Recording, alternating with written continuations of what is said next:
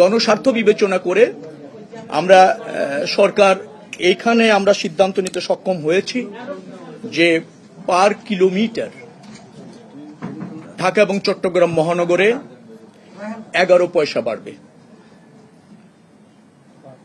আন্তজেলা যেখানে 52 সিটের গাড়ি আছে সেখানেও পার কিলোমিটার 11 পয়সা বাড়বে।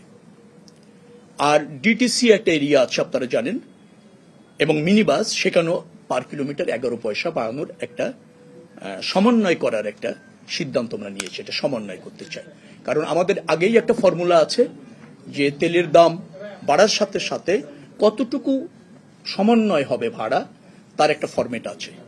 তো তাতে যেহেতু 15 টাকা বেড়েছে, তো সেখানে পরিবহন মালিক সমিতির দাবি ছিল প্রায় 28 পয়সার মতো। তারা সেখানে ডলারের দাম বাড়ার ফলে তাদের যে পার্টসগুলি ইম্পোর্ট করতে হয়, বাস ইম্পোর্ট করতে হয়, সেখানে আগের চেয়ে অনেক বেশি ইনভেস্ট হচ্ছে, ব্যয় বাড়ছে, মেইনটেন্স ব্যয় বাড়ছে, সেটাও তারা এখানে যুক্ত করতে চেয়েছে। তারপর আরো কিছু বিষয় তাদের দাবি আছে, সবকিছু মিলে 28 পয়সার মতো তাদের দাবি ছিল। পরবর্তীতে এসে ক্যাব সহ অন্যান্যদের পরামর্শক্রমে এসে এটা 22 পয়সাতে এসে থাকে। আমরা সর্বশেষ গতকাল এবং আজ 2 দিন সবার সাথে মিটিং করে যারা এই সেক্টরে যুক্ত 11 পয়সা পার কিলোমিটার বাড়া না সমন্বয় বলবো আমি সবসময়ের জন্য একটা সিদ্ধান্ত নেওয়া হয়েছে। এবং এটা আগেও ছিল, তেলের দাম বাড়লে কিভাবে সমন্বয় হবে, তেলের দাম কমলে কিভাবে সমন্বয় হবে।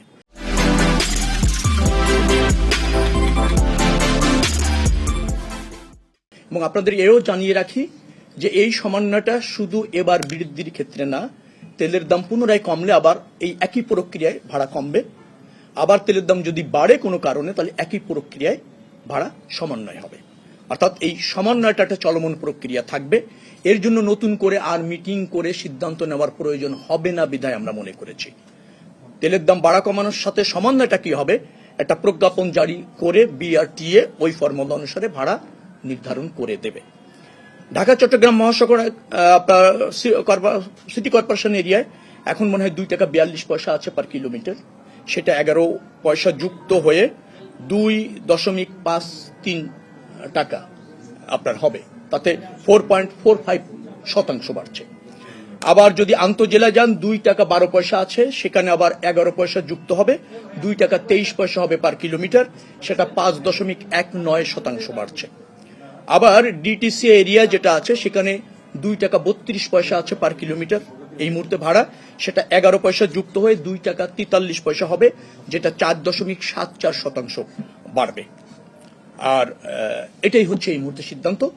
তাদের অন্যান্য বেশ কিছু দাবি ছিল, সেটা আমরা এই মুহূর্তে বিবেচনায় নিচ্ছি না, নেওয়ার সুযোগ নেই আমরা বলেছি।